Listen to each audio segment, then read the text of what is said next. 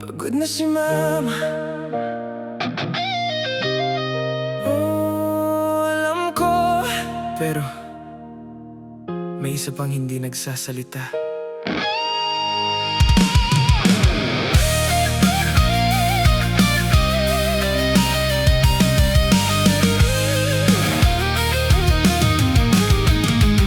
Sa kusina si mama, pagod sa maghapon, lahat inaasikaso kahit walang pahinga noon. Naririnig ko palagi kawawa si mama. Oo, totoo, pero may nakikita pa ba sila? Sa labas ng bahay may isang anino, umuuwi ng tahimik, dala ang buong mundo. Walang reklamo, walang drama, kahit halos ubos na rin ang lakas niya.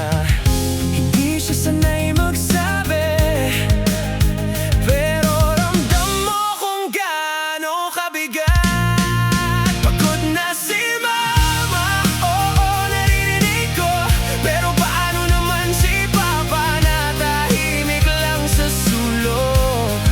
Sa bawat pawis na hindi napapansin, siya rin ang dahilan kung bakit tayo nandito pa rin. Pagod na si mama, walang duda doon. Pero si papa kailan natin tinanong?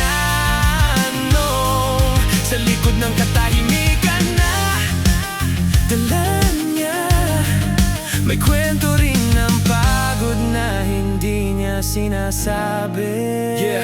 Sa hapag-kainan, siya ang huling kakain. Tinitiyak muna na lahat ay okay na rin. Hindi mo maririnig na siya'y napagod, kahit ang katawan niya'y sumisigaw na sa loob. Hindi siya iyakin, hindi rin expressive, pero bawat kilos niya doon mo makikita ang love na legit. Hindi sa salita, kundi sa gawa. Kahit walang palakpak, tuloy lang siya.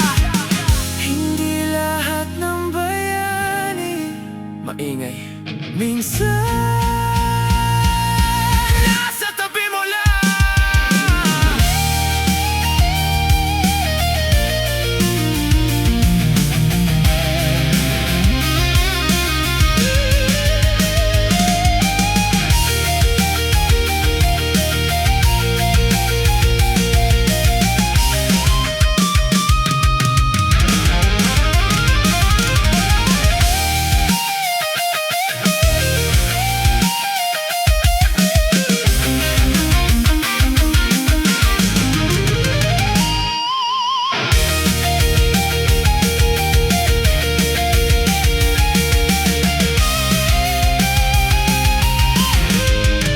Pagod na si mama, alagaan natin, pero si papa rin sana. Kamustahin natin minsan. Sa bawat sakripisyo na tahimik niyang dala, karapat-dapat din siyang marinig at makita. Pagod na si mama, oo, mahal natin, pero si papa rin huwag nating kalimutan din. Sa mundong puno ng ingay at drama, may isang lalaking tahimik lang, pero buo ang sakripisyo para sa pamilya. Minsan, hindi mo kailangan marinig ang sigaw para malaman na pagod na rin siya.